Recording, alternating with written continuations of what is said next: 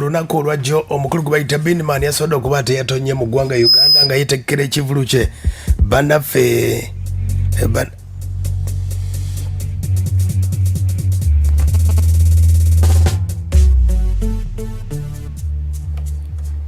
omukulu gwe bayita BeenieMan olunaku olwajjo yasobodde okuba ate yayingidde ekibuga Kampala okwetekkera ekivulu kye bannaffe aba Tomboy Entertainment abasobodde okuba ate nga babayita Top Boy Entertainment abamulese okuba ate nga agenda kubeera nga akuba Bannayuganda ekivulu ekyenjawulo wadde nga abamu batunuzi ku by'ebivulu bagamba nti oba Eddie Kenzo bamukiise ekivulu. Anyway, ekivulu kino kijjuddemu abakabi bangi nnyo.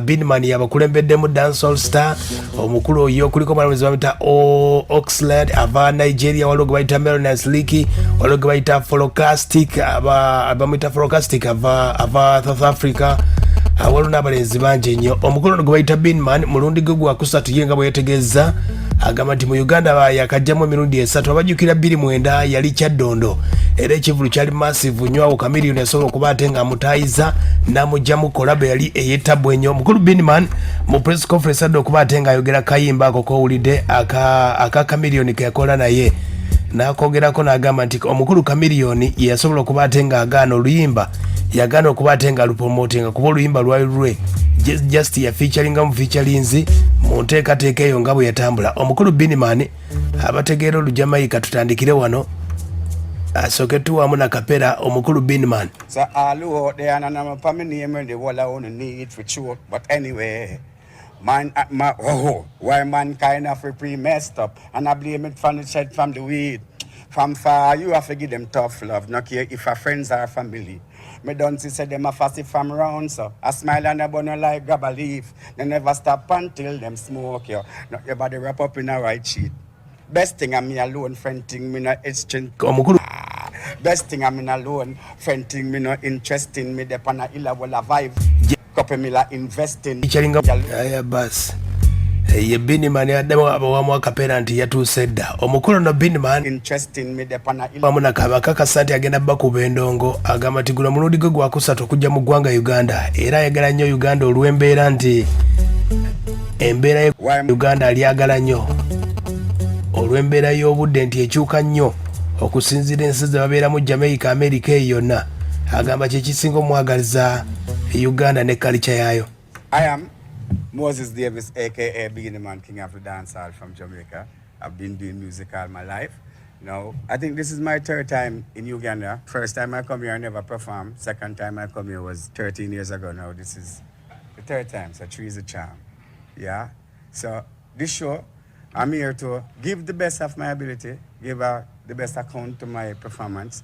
And I'm here with my band, Rough Cut. And it's going to be wicked. Yeah, man. Something I've come to me. Yeah, but, you know, we just pray to God so nothing happen to me. So everything go all right. The show is going to be nice. Everything is going to be beautiful.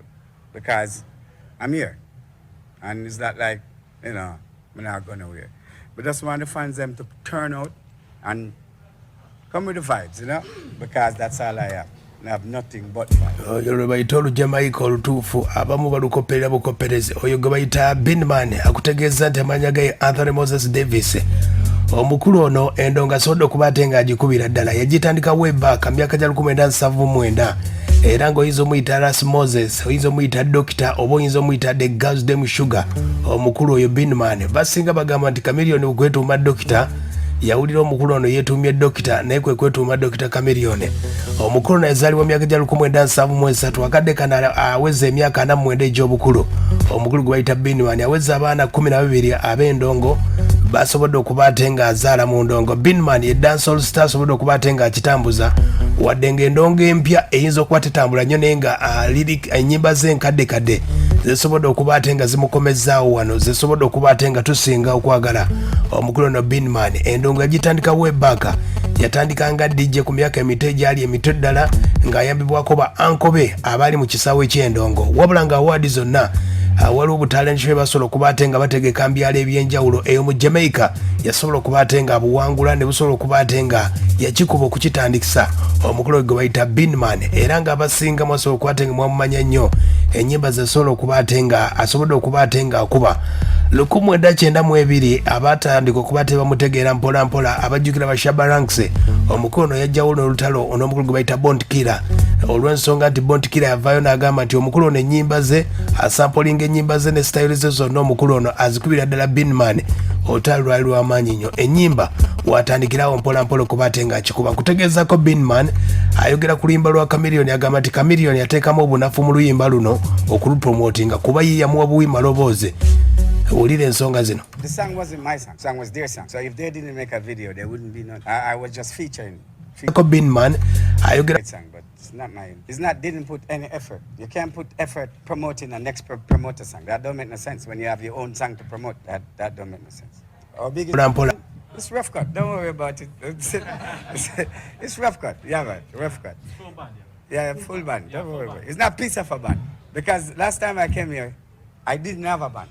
I come here this time because it was the show. It was the type of the show. It was that dancehall thing. So it wasn't, but it was a piece of a band. But this time I'm here with my full band. Ye mukuru ya BeenieMan ngagamba nti ali ne bandi ye yonna ayogera mu lupatwalo bayita olujamaika olutuufu lwero nno abajamaika abo mu byafaayo by'abasajja abakuba reggae music bategeeza n'ebyawandiikibwa nti abasajja abo tubalinako obuzaalo olw'ensonga nti abazungu bano bwe bajja mu Africa basobola okuba ate nga batwala bajjajjaffe ne babatwala mu nsi ez'e Jamaica, Caribbean wa era balina akakwate ku Africa okukola olulimi olwo baali baagala kweyawula ku basajja abo abazungu wadde babakolonizinga ne bo baali baagala okuleeta ekyenjawulo ng'Abajamaica ne bakikuba bwe batyo. Omukulu BeenieMan we yajjira abajjukira 29 ne Dr. Jose Chameleon bakola akayimba ako omukulu gwe bayita Pademane gye bavoisingira oluyimba olwo.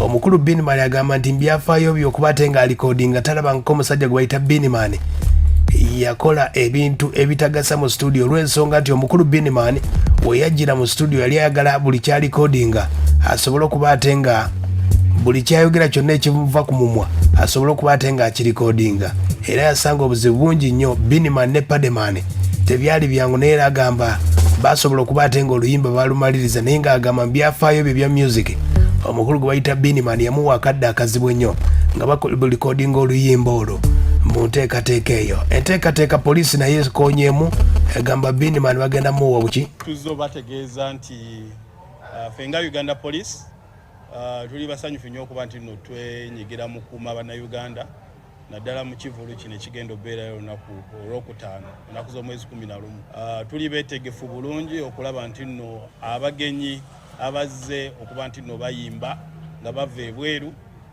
muli abayimbi abava ebweru bajja bba bakuumibwa bulungi n'ebintu byabwe bye bazze nabo kuba tukitegedde omu ku bazze n'ebbandi y'abantu nga 10 n'ebintu ebikozesebwa mu bandi tuli beetegefu okubakuuma n'ebintu byabwe bye bazze nabo mu makubo bwe banaayita ne mu bifo mwe bagenda obba nga basula era njagala kubategeeza ne ku lunaku lwennyini olw'omukolo tujja bba tudeployinga abasirikale baffe okuva mu counter terrorism okuba nti no bamaninga stage access control buli muntu waalina okuba nti ayita nga kwotadde n'okuba nti nno tudeployinga police ey'enjawulo okuba nti no tutangira ebikolwa eby'obutujju tujja bba owa poliisi omukulu oyo ng'ayogera ku nsonga ezo naye ng'omukulu BeenieMan agenda kuba mu ggwanga ekivulu kitandika ku Friday.